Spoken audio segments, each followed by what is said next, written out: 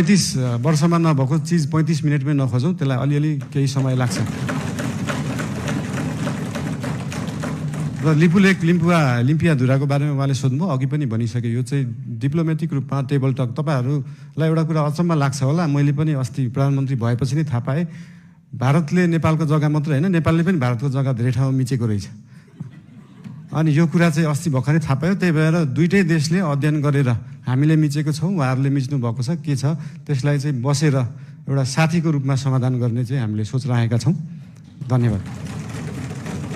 सहकारीको विषयमा पनि सोध्नु भएको थियो। सहकारीको विषयमा पनि अहिले एउटा कोष खडा गरेको छ र बाहिर न्युजमा आए जस्तो नेपाल सरकारको पैसा गएको मात्रै जस्तो देखिन्छ। हामीले सहकारीबाट उठाएको पनि पैसा छ। अस्ति लास्ट विकको रिपोर्ट हेर्दाखेरि 3 करोड जस्तो सहकारीबाट उठाइएको थियो, 50-60 लाख जस्तो दिएको थियो। यसको मतलब सरकारको पैसा गइरहेको होइन, हामीले सहकारीहरूबाट उठाएरै उहाँहरू पीडितहरूलाई पैसा बाँड्ने हो। त्यसमा कुनै पनि कन्फ्युजन